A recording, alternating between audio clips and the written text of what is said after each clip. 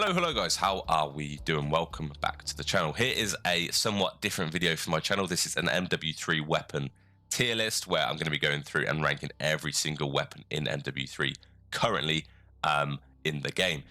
As a little bit of background knowledge, I have completed the Interstellar Mastery camo grind finally. So I've used every single one of these weapons for a fair amount. So I've got, I've got enough reps in with each of these to give you guys an accurate tier list, I should hope. There will be some controversial takes in here, but I want to hear your controversial takes. What weapons do people absolutely hate on that you're like, you know what, I actually don't mind that. I want to hear your opinions down in the comments below. And if you guys want any specific class setup for any of these guns, let me know. I've grinded a lot for these. Let me know down in the comments if you want a class setup for, I don't know, the AMR9, for example, and I will drop it down as a response. So without further ado, let's get into it. So we kick it off with the SVA 545, the first assault rifle we unlock in the game. For me, it's not bad. I like AR, so I'm a little bit biased perhaps, but I am going to be putting this into average. I don't think it's the best AR. I think there's plenty more guns here that compete really well, and so that's where I'm going to be putting it. I will be ranking them in each category as well, by the way, so it's going to be quite precise. Next we have the Striker. It had a little bit of a nerf after the beta, but it has since been buffed, so I'm actually going to put this in competitive. It's a really overlooked gun since it had the nerf, but I love it. It's a great gun. Next we have the WSP Swarm. Now, a lot of people hate on this gun. Now, the main reason people hate on this gun is because of the high recoil, but I've managed to find a build for this gun which absolutely beams. It's got the fastest time to kill of any SMG in the game, so I'm actually going to put this. It's not meta because people aren't using it, but it's literally it's one of my favorite guns to use, so I am actually going to put it up there. It's not meta, but for me, it's going to be one of my meta classes. We then have the AMR9, which is a little bit of a pea shooter of an SMG. It can compete. I can get decent scores with it. I wouldn't say it was below average because I'd still beam with it. But I'm going to put it in average because it's nothing special. We then have the WSP Knives. It's similar to the Swarm, but it's a much more of a slower firing, mini Uzi-esque sort of gun. I don't like it. I don't like it whatsoever. I'd sooner use many other guns than this. I get its damage profile's pretty good, but its really slow fire rate means that the hit detection isn't quite always there, as well as the low bullet velocity with that. So I'm going to put that below average. I wouldn't recommend using the gun to anyone. We then have the Rifle 9, which is obviously up here. It's the CDL weapon of choice as an SMG for a reason. It's very accurate. It's very dominant at close range, as well as fairly decent ranges as well. And so that's for me the absolute meta weapon here. We then have the Striker 9, which is a little bit more of a faster firing striker. And you know what? I think it performs just as well. I'm going to put that in competitive. It's nowhere in any world is it average. It's definitely competitive, but I'm going to put it a little bit behind the Striker because I do feel like it does. It's a little bit more of a pea shooter. Has a little bit less damage when I feel like I'm using it.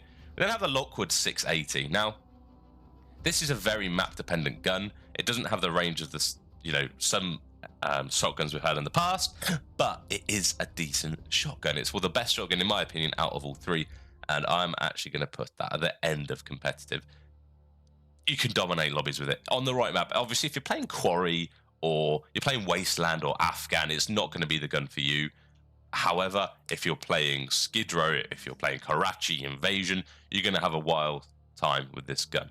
The Lockwood 680 is very good. I wouldn't say it was average. I'd say it was definitely above average, so it belongs in this category.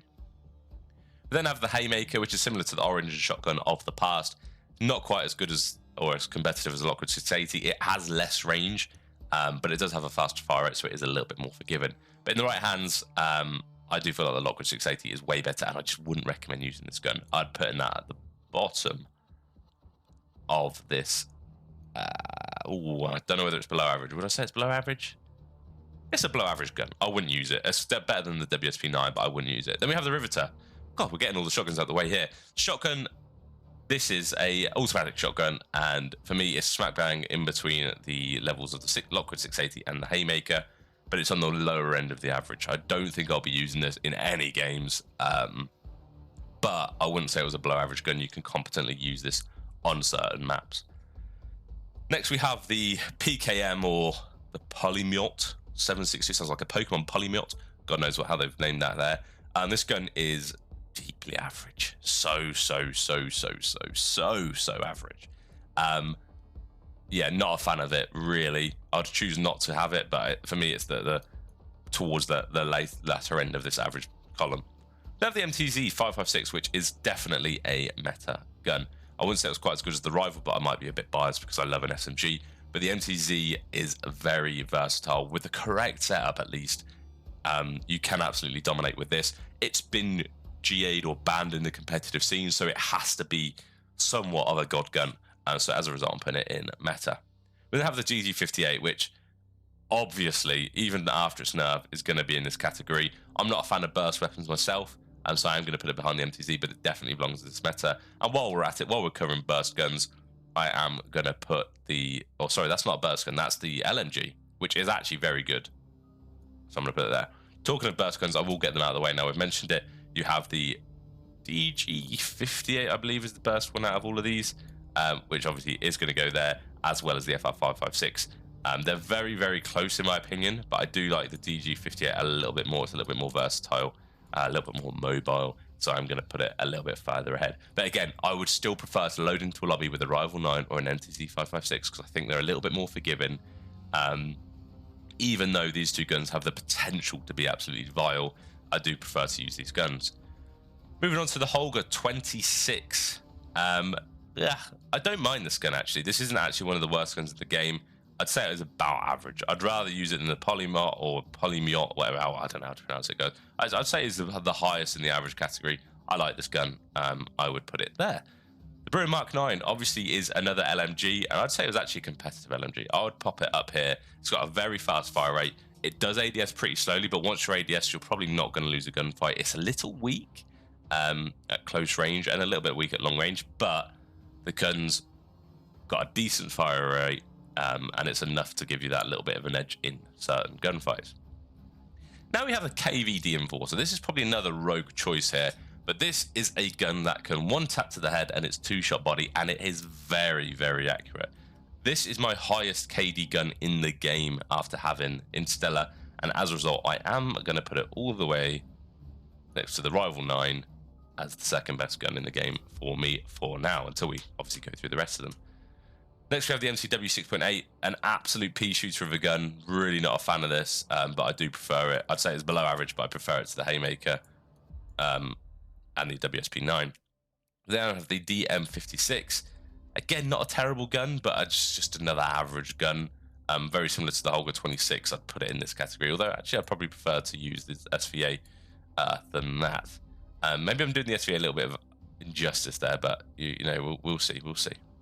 We're going to have the EMTZ Interceptor. Not a bad gun. I got to admit, not a bad gun, but it's just another average Joe, I'm afraid to say. It's not the best gun in the game. It's not the worst gun in the game. You can compete with it, but you're not going to be dominating. I mean, if you're cracked, you're going to be dominating with whatever gun you have. But this is just not the one. And so I'm going to be putting this in probably there. I'd say it's a little bit worse than the AMR 9, but I'd much rather use it than the Polymyot and the Riveter.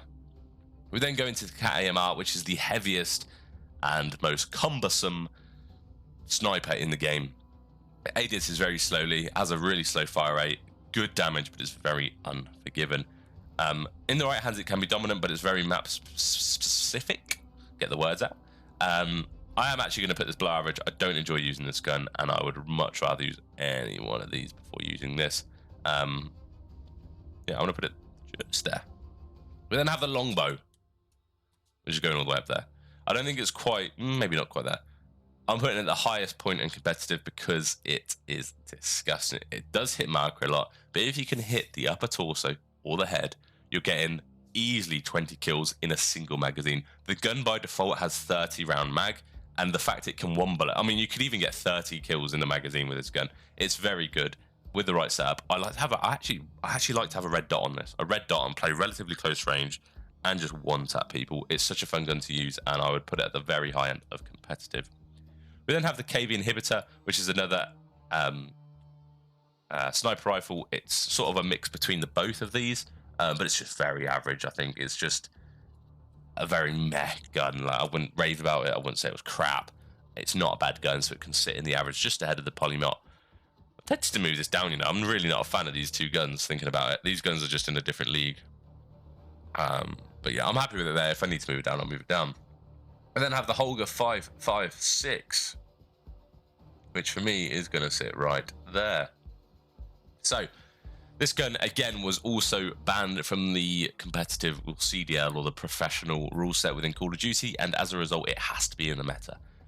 It's going to be very powerful, and it is very powerful. It did have a little bit of a nerf in one of the updates we've had recently, but it's still, I'd argue, the best AR in the game. It's very competent, it's very consistent, and I feel like it's a gun sort of anyone can pick up and use. But for me, I still think that the one tap enforce is better, and I would much rather use that over, you know, something else.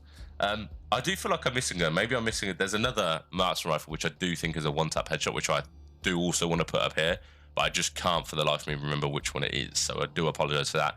But anyway, moving on to the pistols here, you've got the Core 45. No one's going to be running around with the Core 45. Realistically, no one's running around with that. That's going there. It's niche. I mean, it's not garbage. Like, you wouldn't not run it. Nah, I think there's worse guns than that in this left here. You then have the Renetti, which I'm actually going to put average. The Renetti, I'd much rather load in to a map with the Renetti than I would the WSP9, the Haymaker, the KMR, the MCW 6.8, or the Riveter. So I'm putting it there, but I don't think it's quite as good as any of these guns here. So I think that's a nice spot for it to belong. It can destroy if you have the right setup on it. It's a very forgiving back pocket gun. We then have the TYR, or the Tyre. I don't know how you pronounce it. I'm assuming it's Tyre or just TYR. But this is basically a hand cannon. It's very, very fun to use. And again, I would see myself running around with this. I'm going to put it a little bit higher up in this category. It can one shot, so it's almost like a pocket shotgun with a little bit more mobility. But if you don't hit that first shot, you're probably dead. So that's why I'm saying it's average and not competitive, because there is the little bit of a, you know, it's not 100% reliable.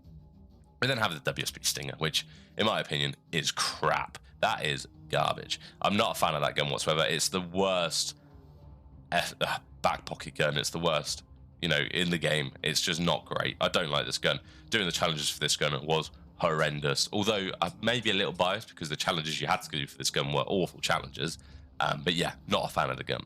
Then I have the RGL 80. This is garbage. This is garbage. I get in the right hands, it can be fairly decent, and I guess if you're playing hardcore, it's probably not bad. But you have six grenades that you're launching out of this grenade launcher, and that's it. It's very hard to get a one-hit killing core unless you direct impact them. It's just not a good gun. If you were going to be running this as your as your primary weapon, you're just going to get maybe 1 or 2 gunfights that you might win, and then you're going to run out of ammo. It's just crap.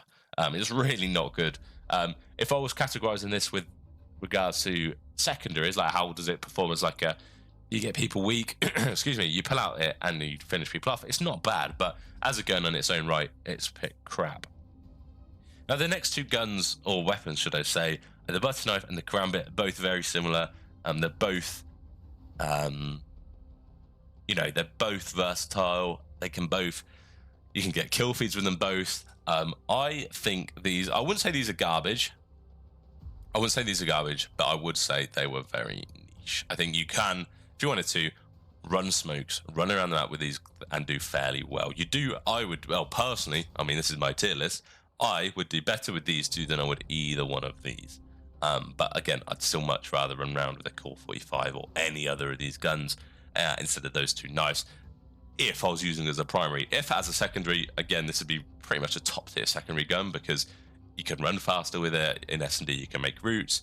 But as a gun and a weapon in its own right against the rest of these, it's pretty niche. We then have the MCW. This is perhaps, I'm actually not going to put it up there. I think the MCW is an alright gun. It's very easy to use. It has low recoil, high fire rate, but a little bit less damage. As far as ARs are concerned, It's far weaker than the Holger, the MTZ, the DG58, and the FR556. But it's the best out of everything else, easily, I'd say. It's being used in the CDL and it's being used in most competitive games, but that's only because these other ones have been GA'd or banned. So, yeah, I think if these guns were available, people would use these guns, but the fact they're not, this is the one they just have to use. So I think it's competitive. I don't think it's very much overpowered, and I think it's actually a fairly balanced weapon. Then move towards the BAS-B. Now, the BAS-B is a hard-hitting battle rifle, which can be full auto, and it's pretty much just a godlike AR. I'm going to put it at the absolute meta, because if you see someone running around with a BAS-B, they're going to be frying. The gun's really nice to use. If you put a lot of low recoil attachments on it, you're going to be taking people off heady in no time.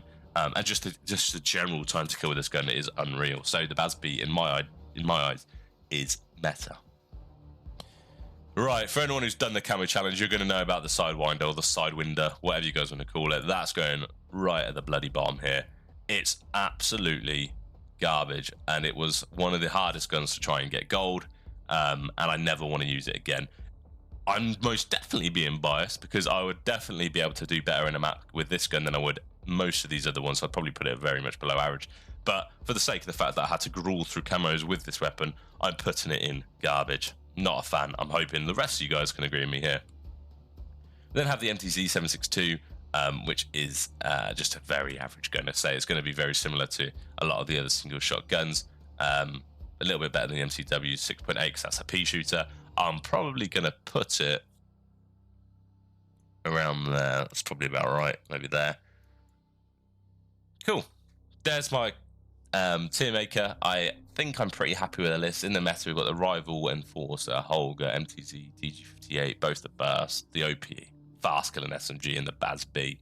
I don't mind that. I'm looking at this and I'm thinking there's definitely another Marksman Rifle I would have up here, but I just can't remember which one particularly it is. So yeah, do forgive me for that. But yeah, I'm fairly happy with this. This Lockwood might be a little bit out of place, but I'm sticking with my gut. I'm plotting it there. And yeah, what are you guys' thoughts? Is there any you completely disagree with? Have I got it bang on? I doubt I've got it bang on. Everyone's got their opinions. But yeah, let me know what you think, and I'll catch you in the next video. Ciao for now.